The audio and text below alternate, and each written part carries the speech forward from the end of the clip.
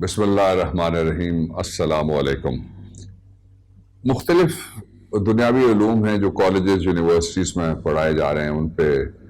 ڈگریاں ہیں، ڈپلوماز ہیں، سرٹیفکیٹس ہیں اور بڑی ڈگریاں ہیں، ایم فل ہو گیا، پی ایچ ڈی ہو گئی، وہ تحقیق کے بعد حاصل کی جانے والی ڈگریاں، ماسٹرز۔ جو زمین اور آسمان ہے، جو آسمان اور اس کے اندر جو کچھ ہے اس کو کہتے ہیں علم فلکیات۔ یہ ساری دنیا میں پڑھایا جا رہا ہے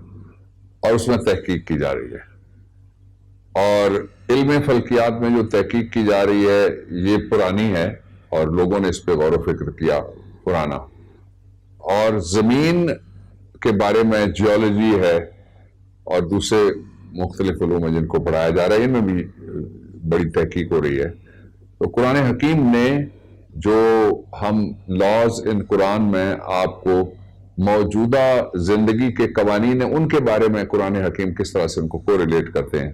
انسان سے، وہ بتانے کی کوشش کی ہے رمضان شریف کے مہینے میں۔ موضوع اتنا بڑا ہے کہ اس کے اوپر بہت اور گفتگویں ہو سکتی ہیں، لیکن جو آج کا موضوع ہے وہ میں آپ سے بارہا قرآن کریم کہتا ہے، اس لیے میں وہ لفظ دہراتا رہا، کوئی میرے لفظ نہیں تھے، کہ تدبر القرآن، غور و فکر کرنا چاہیے۔ جو غور و فکر ہے وہ اللہ تعالیٰ نے صرف انسان کو مخاطب کر کے کہا ہے کہ غور و فکر کرو، اور جانور ہیں، رینگنے والے، اڑنے والے، ان میں غور و فکر کی صلاحیت نہیں ہے، چوپائے ہیں، غور و فکر کی صلاحیت نہیں ہے۔ دماغ سائز میں ہم سے بہت بڑے بھی ہیں اور سائز میں ہم سے بہت چھوٹے بھی ہیں انسان کے مقابلے میں جو برینز ہیں، لیکن ان کی جو کیپیسٹی ہے وہ لمیٹڈ ہے۔ کچھ فیصلے ایسے ہیں جو وہ نہیں کر سکتے، اور ایک حد سے آگے ان کی عقل نہیں جا سکتی۔ تین جانوروں کے بارے میں کہتے ہیں، بلکہ ایک مچھلیوں میں سے ایک ہے ڈولفن، اس کے بارے میں کہتے ہیں کہ بڑی عقل مند مچھلی ہے۔ اس کے بعد جو پرندے ہیں ان میں سے دو کے بارے میں کہتے ہیں کہ کوا بہت ہی سیانہ ہے اور طوطا بڑا چالاک ہے، اور پھر جو بندر ہے اس کی بے شمار قسمیں، اور ان کے بارے میں کہتے ہیں کہ ان کا جو دماغ ہے وہ بڑا ڈیولپڈ دماغ ہے۔ لیکن جو فیصلہ سازی اور جو تدبر، غور و فکر اور جو ریسرچ جس طرح کی، اور جو آگے دیکھنے کی صلاحیت تاکہ روڈ میپ بنایا جا سکے انسانی زندگی کو مزید آسان، انوویشنز جس کو ایجادات آپ کہتے ہیں، سائنس ہے، ٹیکنالوجی ہے، ٹریڈ ہے، انٹرنیشنل کرنسیز ہیں، اکانومی ہے، ایک دنیا ہے پوری دنیاؤں کے اندر، اس کے بارے میں جو صلاحیت اللہ تعالیٰ نے انسان کو دیا وہ کسی دوسری مخلوق کے پاس زمین پہ نہیں ہے۔ اور قرآن حکیم کا مخاطب انسان ہے، اس لیے یہ اس بات میں کوئی تقسیم نہیں ہے، نہ ہی کوئی پابندی ہے کہ کون زیادہ محنت کرے گا اور کون کم محنت کرے گا، اور کس کو فلاں تحقیق کرنے کی اجازت ہے اور کس کو اجازت نہیں ہے۔ یہ جو غور و فکر ہے یہ اس کو اہل اسلام کا، مسلمانوں کا اور مومنوں کا اثاثہ، انٹلیکچوئل پراپرٹی ایک طرح سے کہا گیا ہے۔ کتنا ہم غور و فکر کرتے ہیں میرے اور آپ سب کے سامنے ہے، اور جو نئی نسل ہے اس کے پاس ٹولز اتنے آسان آ گئے ہیں کہ وہ اس میدان میں کمال کر سکتے ہیں، اور کمال کر بھی رہے ہیں بہت سارے۔ اور اکثر جو کمال کر رہے ہیں ان کو دنیا کی بڑے بڑے اداروں، ملکوں، یونیورسٹیز باہر جانا پڑتا ہے۔ یہاں جو تعلیمی ادارے ہیں ان کے بارے میں عام تاثر یہ ہے کہ وہ روٹی کمانے کے لیے علم سکھاتے ہیں۔ تو یہ جو تفریق سی ہے ایک، کہ ہم دنیا کی پہلے کتنی یونیورسٹیز میں آتے ہیں، دنیا کے پہلے کتنے کالجز میں آتے ہیں، بچے تو ہمارے ٹاپ کرتے رہتے ہیں ساری دنیا میں جا کے۔ تو اس پہ جو پرائیویٹ سیکٹر ہے اس کے بعد تعلیم کا بہت بڑا حصہ ہے، اس کے جو بڑے مینیجرز ہیں ان کے لیے یہ غور و فکر کرنے کا مقام ہے، لیکن سب کے لیے ہی ہے اس کے ساتھ ہی، کیونکہ اللہ تعالیٰ نے سورہ آل عمران میں ورس نمبر 190، 190 and 191 اور 191 میں یہ مضمون اس طرح سے ایڈریس کیا ہے۔ پہلا یہ کہ بے شک زمینوں اور آسمانوں کی پیدائش اور رات اور دن کے بدل بدل کے آنے میں اور جانے میں عقل والوں کے لیے نشانیاں ہیں۔ اب یہ جو 190 آل عمران کی اس ورس میں اللہ تعالیٰ نے کہا کہ let there be no doubt about it, بلا شک و شبہ آسمانوں کی پیدائش میں نشانیاں ہیں، یہ اس کا پہلا حصہ ہے۔ اور جو آسمانوں کی پیدائش ہے اور جو آسمانوں کی ترتیب ہے، آسمانوں کی ساخت اور اس کی بہت ساری ڈیٹیل، یہ بحیثیت مضمون قرآن حکیم میں موجود ہے۔ اور اس کے حوالے سے جو تحقیقات کرنے والے ادارے ہیں، ان کی تحقیقات دنیا میں بہت وسیع ہو چکی ہیں۔ اور بدقسمتی کی بات یہ ہے کہ مسلم دنیا میں ہم ابھی تک کبھی عید 2-3 ہو جاتی ہیں، کبھی روزے آگے پیچھے ہو جاتے ہیں۔ تو اس طرف توجہ دینے کی ضرورت ہے، کہ اس لیے کہ اللہ رب العزت نے جو ارشاد گرامی فرمایا کہ بے شک آسمانوں کی پیدائش میں فلکیات کا نظام سارا آ گیا، آسمان میں سیارے ہیں، ستارے ہیں، چاند، اور جو چاند کے بارے میں پیشن گوئی ہے وہ بھی آ جاتی ہے پھر۔ تو اس طرف جانے کی ضرورت ہے فوری طور پہ۔ اور ساتھ ہی کیا زمین کی پیدائش، زمین کی پیدائش اور ساخت کے اوپر جو جیولوجسٹ ہیں وہ مارے مارے پھر رہے ہیں پوری دنیا میں، اس لیے کہ زمین کی ساخت میں کیا کیا ہے کیمیا گری اور کیا کیا ہے خزانوں کی صورت میں، ابھی تک کسی سے پورا دریافت نہیں ہو سکا۔ حال البتہ مجھے جب میں دیکھتا ہوں ان عرب ملکوں کے اندر جو دولت اور ثروت آئی ہے، اور بڑی دولت اور ثروت آئی ہے، تو کہیں نہ کہیں سے کسی نہ کسی پیغمبر کی وہ گزرگاہ رہی ہے، جو تجارتی رستے اب ساری دنیا کو اٹریکٹ کرتے ہیں یا جو مراکز بن گئے، وہاں کوئی نہ کوئی صاحب کتاب، صاحب رسالت تشریف لائے یا ان کی آل اور اولاد پہنچی۔ تو اس میں 2-3 چیزیں ہیں۔ ایک تو یہ کہ وہ ڈائریکٹلی وہ علم وہاں پہ ٹرانسینڈ کر کے وہاں پختہ ہوتا گیا۔ یہ آج کی بات نہیں ہے، یہ 8-9 صدیاں پہلے کی بات بھی ہے۔ اور دوسرا یہ ہے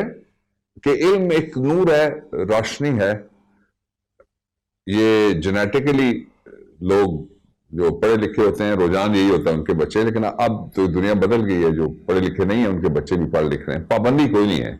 لیکن اس طرف توجہ دینے کی، یہ میں نے سارے موضوعات اس لیے آپ کے سامنے رکھا ہوں، ان پہ بھی غور و فکر کرنے کی ضرورت ہے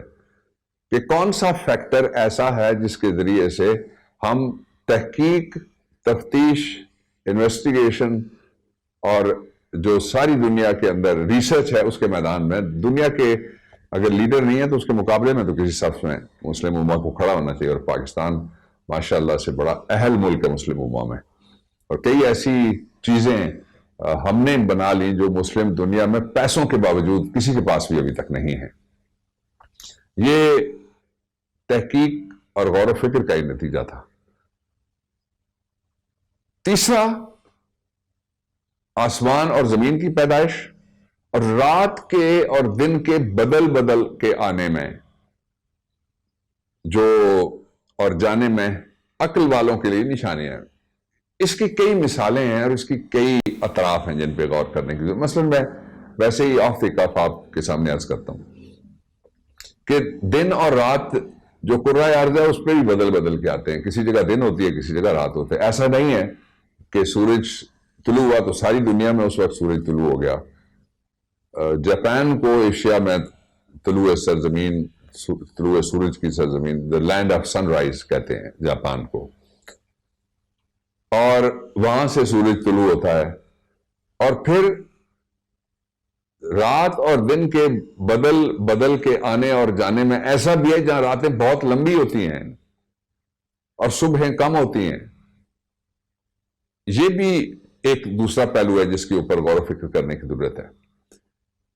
اور ساتھ کیا کہا گیا کہ عقل والوں کے لیے، میں ابھی سورہ آل عمران 190 ورس کے اوپر ہوں، عقل والوں کے لیے اس میں نشانیاں ہیں۔ اب عقل والے دو طرح سے، ایک انٹیلیجنٹ، سپر انٹیلیجنٹ، یہ صرف عقل اس کو نہیں کہتے،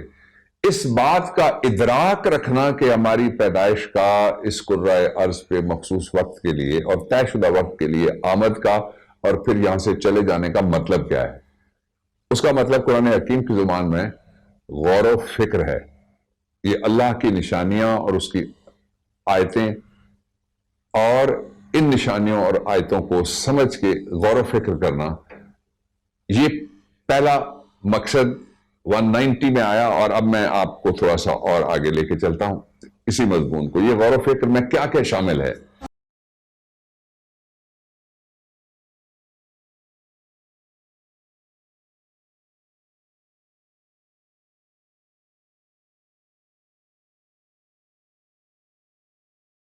سورہ آل عمران ورس 191 میں مضمون اور آگے بڑھتا ہے، اور قرآن حکیم ارشاد فرماتا ہے، جو کھڑے، بیٹھے اور لیٹے ہوئے ہر حال میں اللہ کو یاد کرتے ہیں۔ اب یہ جو غور و فکر ہے،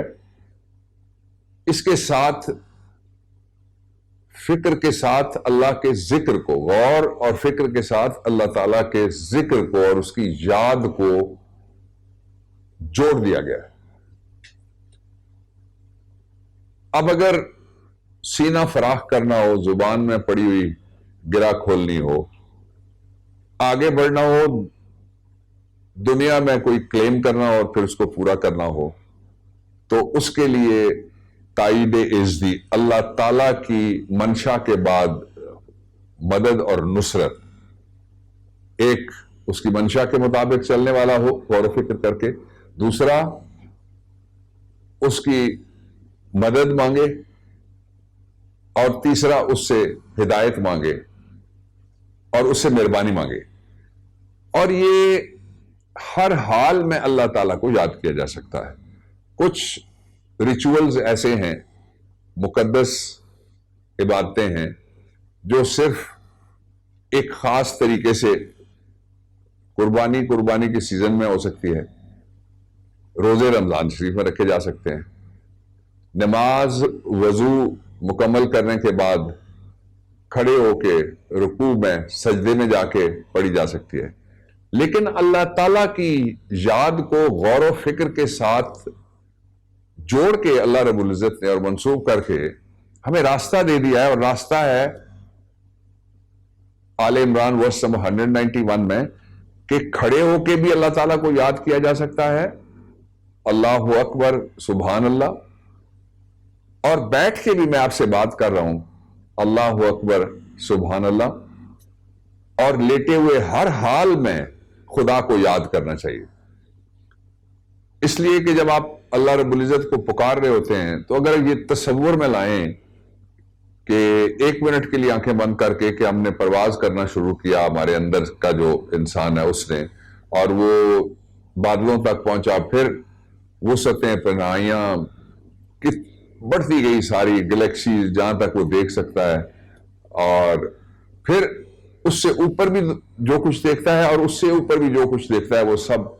جس کے قبضہ قدرت میں ہے، اگر وہ ہماری ذاتی تنہائیوں کا بھی ساتھی ہو جائے، سانسوں کا ساتھی ہو جائے، ہمارے دل میں بسے، روح میں اتر جائے،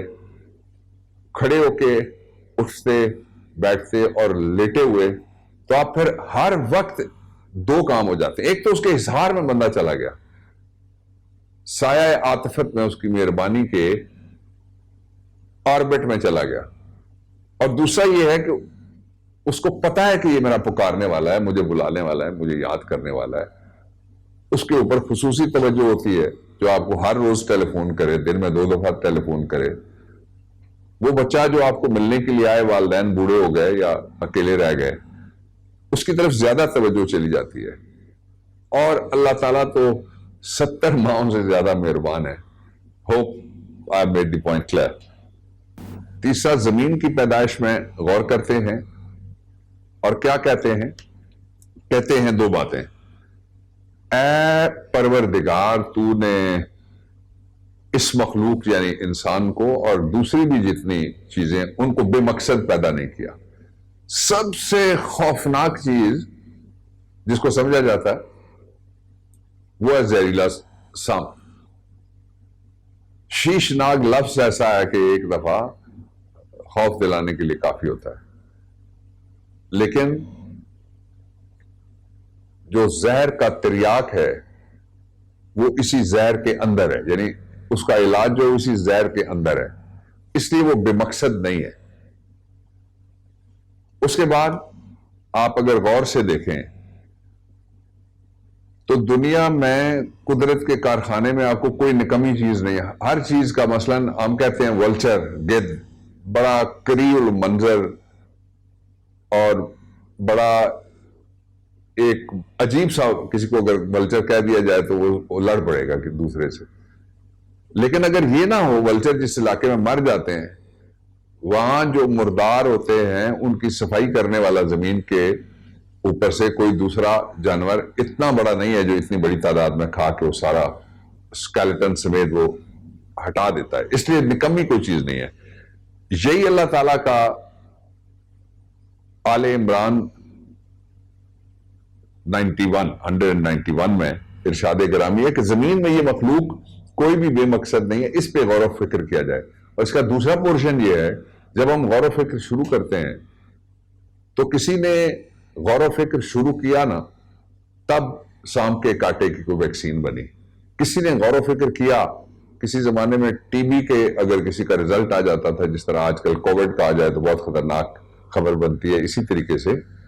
لوگ سمجھتے تھے کہ بس یہ پروانہ موت ایک طرح سے اس کے ہاتھ میں تھما دیا گیا ہے. اور پھر اب وہ وقت ہے کہ ٹی بی کوئی شدید قسم کے نزلے کے برابر کی چیز ہے، اس لیے اس کا علاج موجود ہے، اس کی ویکسین اور دوائی موجود ہے. اور پلورسی جو پھیپھڑوں کے اندر پانی بھر جاتا ہے اس کو نکالنے کے لیے ٹیکنالوجی آ گئی ہے. اور آخر میں ارشاد فرمایا تو پاک ہے اور قیامت کے دن ہمیں دوزخ کے عذاب سے ہمارے مالک بچانا. اب یہ جو غور و فکر کا مضمون ہے اس کو اللہ تعالیٰ نے سورہ رعد، برق، بجلی، آسمانی، ورس نمبر 3 میں اور آگے بڑھایا اور اس کے نئے دریچے کھولے ہیں قرآن حکیم میں. پہلا مثال کے طور پہ، اور وہ وہی ہے جس نے زمین کو پھیلایا اور اس میں پہاڑ اور دریا پیدا کیے. اب دریا آپ کو پتا ہے اگر پہاڑ نہ ہوتے تو شاید دریا کم ہی ہوں، اس لیے کہ جب پہاڑوں میں سے پانی اترتا ہے، گلیشیئر جو برف کے بڑے بڑے تودے جو کلومیٹروں میں، سینکڑوں کلومیٹروں میں ہوتے ہیں وہ پیدا ہوتے ہیں، تو ان میں سے جو پانی رستا ہے وہ پہاڑوں کے درمیان نالا، ندی بناتا ہے اور پھر نیچے آتا ہے. ایک جگہ جب اکٹھا ہوتا ہے وہ دریا، اور وہ پانی جب زمین کے پیٹ میں جاتا ہے کسی اور جگہ تو وہ پھر سمندر میں جا کے اتر جاتا ہے. اب یہ جو غور و فکر کرنا ہے اس کو آبی وسائل کی وزارت کہہ لیں آپ، جو اب ساری دنیا میں لوگ کہنا شروع ہوئے ہیں پچھلے تقریباً 30 سال سے. جو بڑے بڑے سوشیولوجسٹ ہیں وہ کہہ رہے ہیں اور پولیٹیکل سائنس کے جو ایکسپرٹس ہیں وہ بھی کہہ رہے ہیں کہ دنیا میں جو اب جنگیں آنے والی ہیں، خدا نہ کرے کہ کوئی جنگ ہو، جنگ تو خود ہی ایک مسئلہ ہے، جنگ کیا مسئلوں کا حل دے گی. اس لیے وہ کہتے ہیں کہ یہ ساری جنگیں پانی کے اوپر ہونی ہیں. یعنی ہم زمانہ جہالت ما قبل تاریخ کی طرف لوٹ کے جا رہے ہیں، جب پانی کے اوپر لوگ لڑتے تھے کہ یہ میرا ہے یہ اس کا ہے. اب پھر وہ صورت آ گئی ہے نیشن سٹیٹس بننے کے بعد. اس صدی میں یہ سارا کچھ ترقی، تقدم جو آپ کو نظر آ رہا ہے، تہذیب، یہ روشنیاں ساری، اس کے باوجود بھی دنیا ادھر لوٹ کے جانے والی ہے جنگوں کے اعتبار سے. اس کے بعد ارشاد گرامی ہے سورہ رعد ورس نمبر 3 میں کہ ہر طرح کے میووں کی اللہ تعالیٰ نے 2 قسمیں بنائی. یہ بات کئی لوگوں کے لیے حیران کن ہوگی. ہم کہتے ہیں کھجور میں نر اور مادہ ہے 2 قسمیں. ہم کہتے ہیں پپیتا، اس میں نر اور مادہ ہے 2 قسمیں. کچھ ایسے بیوے اور پھل ہیں جن کے جب تک پولن مکس نہیں ہوتا تب تک وہ پھل نہیں دیتے، اور لوگ ایک پودا لگا کے کہتے ہیں بڑا ہو گیا، اس کے باوجود پھل نہیں آیا۔ اور وہی رات کو دن کا لباس پہناتا ہے، اور غور کرنے والوں کے اس میں بہت سی نشانیاں ہیں۔ یہ جو رات ہے اس کو دن کا لباس پہنانے کی جو حکمت بیان کی گئی، اس میں سے میں ایک انسانیت کے لیے امید کی بات کر کے آج کی گفتگو ختم کرنا چاہتا ہوں، اور وہ امید کی بات یہ کہ کوئی رات ایسی نہیں ہے، وہ مشکل کی ہو، وبا کی ہو، ابتلا کی ہو، آزمائش کی ہو، وہ تنگی کی ہو، وہ بھوک کی ہو، اور وہ بے روزگاری کی ہو، وہ بیماری کی ہو، کسی تکلیف کی ہو، یا کسی ابتلا کی ہو، جو ہمیشہ جاری رہ سکے۔ اس لیے کہ قرآن کا سورہ رعد ورس نمبر 3 میں یہ ارشاد گرامی اللہ رب العزت کی طرف سے میرے اور آپ کے لیے کہ ہر رات کو وہ دن کا لباس پہناتا ہے۔ اللہ تعالیٰ اس وبا کی رات کو دن کا لباس پہنا دے، اس سے ہماری جان چھڑوا دے۔ اللہم صلی علی محمد وعلی آل محمد بارک وسلم وصلی علیہ۔